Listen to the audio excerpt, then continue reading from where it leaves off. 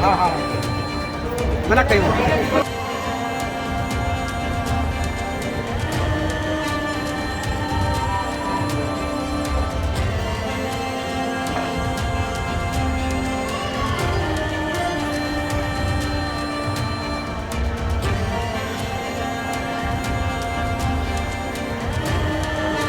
महाराज महाराज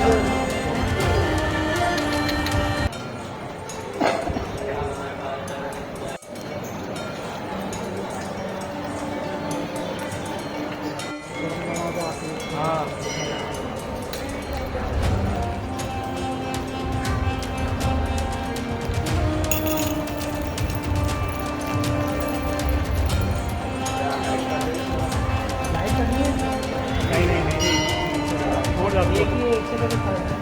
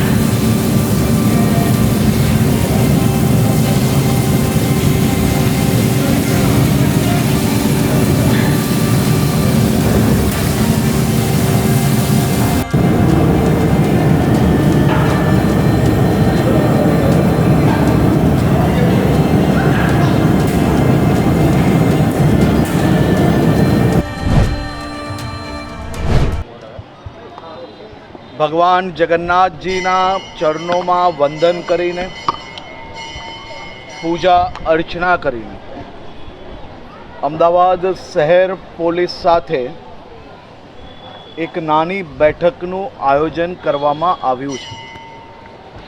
તારીખ 7મી જુલાઈ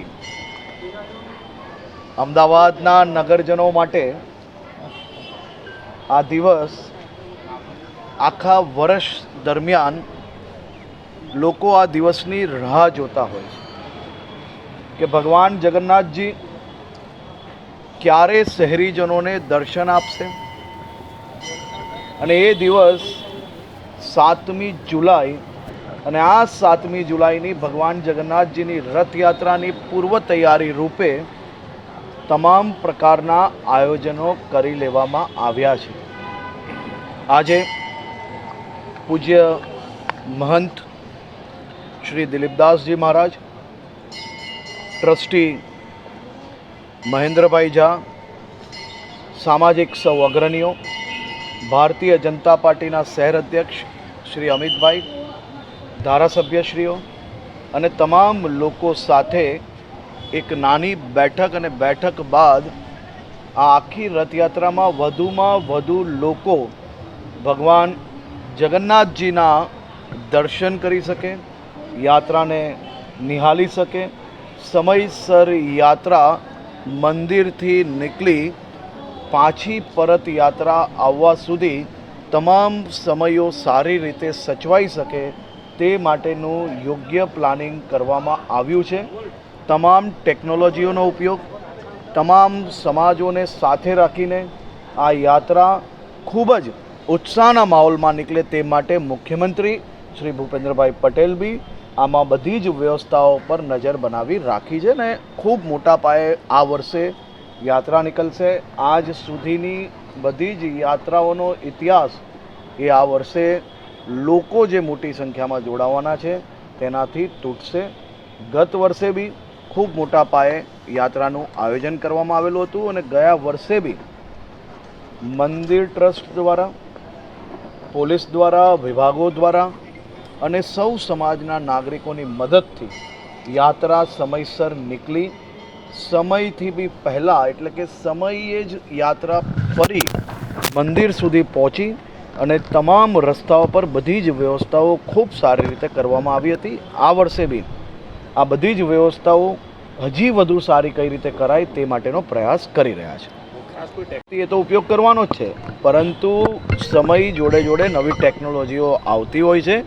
એ નવી ટેકનોલોજીઓનો ઉપયોગ બી આ વર્ષે બી કરવાનો પ્રયાસ કરશો. અને ટેકનોલોજી જોડે જોડે બધા જ સમાજ, બધા જ લોકો એક સાથે મળીને યાત્રાનો સમય, યાત્રાની વ્યવસ્થા આ બધા જ નાગરિકોની જવાબદારી છે. આપણી અમદાવાદની શાન, અમદાવાદની ઓળખ, જગન્નાથજી રથયાત્રા જ્યારે હોય ત્યારે આખો વર્ષ મન્નતો માંગતા હોય છે, અનેક લોકો બાધાઓ રાખતા હોય છે. સર્વ સમાજ માટે સર્વ સ્વીકૃત અને સર્વ લોકોનું આસ્થાનું કેન્દ્ર એટલે ભગવાન જગન્નાથજી. અને ભગવાન જગન્નાથજીની જ્યારે રથયાત્રા નીકળતી હોય તો આ માત્ર જગન્નાથજી મંદિર ટ્રસ્ટ કે એક સમાજ પૂરતું નહીં, પરંતુ આખા અમદાવાદ માટે, આખા ગુજરાત માટે આ ઉત્સાહ અને ઉત્સવનો તહેવાર છે, અને એ તહેવાર બનાવવા માટે અમે લોકો આગળ વધી રહ્યા છીએ.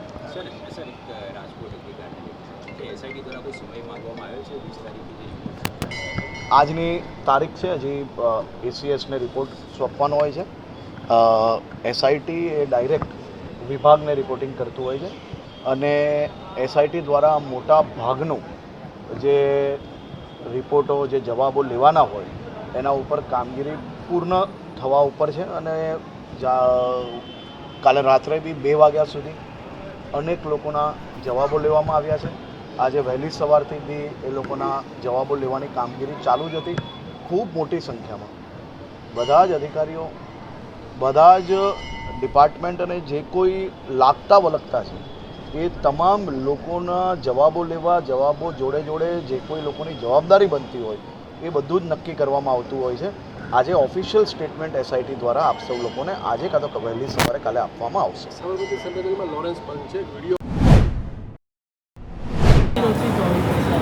જેવી રીતે કે ભગવાન જગન્નાથજીના પ્રસાદમાં અમારા ત્યાં માલપુઆ અને દૂધપાક. માલપુઆ એટલે એને કાળી રોટલી કહેવામાં આવે છે ને ધોરીદાર એટલે દૂધપાક ને ધોરીદાર કહેવામાં આવતી હોય છે. આ અમારી સંપ્રદાય પ્રમાણે બ્રહ્મલીન ગૌસંત સેવી એવા નરસિંહદાસજી મહારાજના સમયથી 365 દિવસ ભગવાનને માલપુઆના ભોગ લગાવવામાં આવતો હોય છે, દૂધપાકનો ભોગ લગાવવામાં આવતો હોય છે અને એનો પ્રસાદ આખું વર્ષ મંદિરમાં એ અપાતું હોય છે.